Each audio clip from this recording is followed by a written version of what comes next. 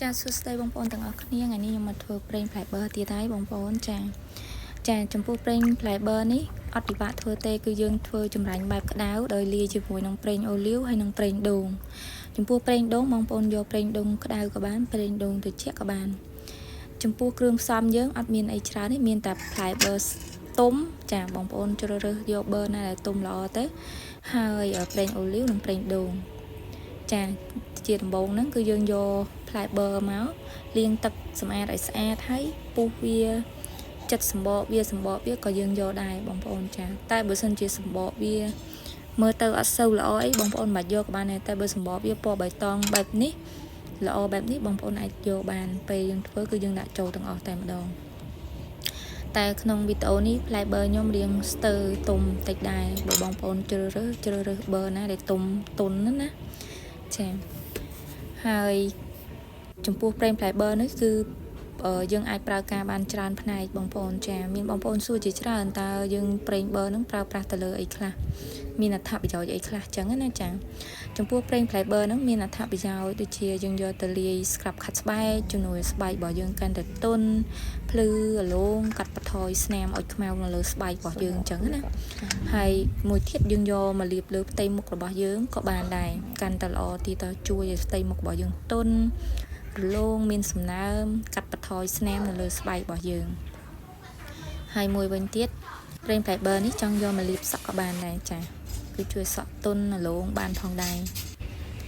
ចាពេលដែលយើងហាន់បឺហើយយើងក្លុកវាឲ្យម៉ត់ចឹងណាបងប្អូនចាបន្ទាប់មកអានេះខ្ញុំចាប់ផ្ដើមចាក់ប្រេងអូលីវចាចូលខ្ញុំធ្វើពេលនេះគឺខ្ញុំចាក់ប្រេងអូលីវចំនួន400 មីលីលីត្រ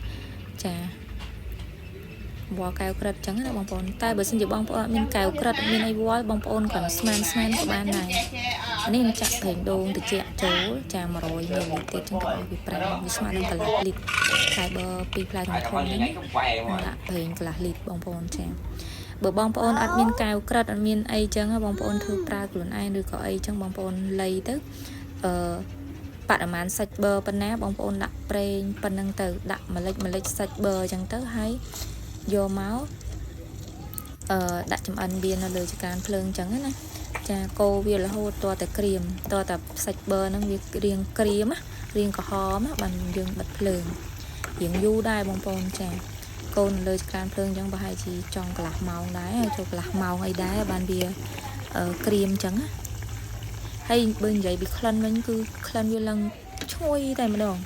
សម្រាប់ admin គឺចូលចិត្តខ្លាំងមែនតើក្លិនហ្នឹងឡើងឈ្ងុយក៏អូបឈ្ងុយហ្មងហើយពេលដែលយើងលាបលើផ្ទៃមុខយើងរលោងទន់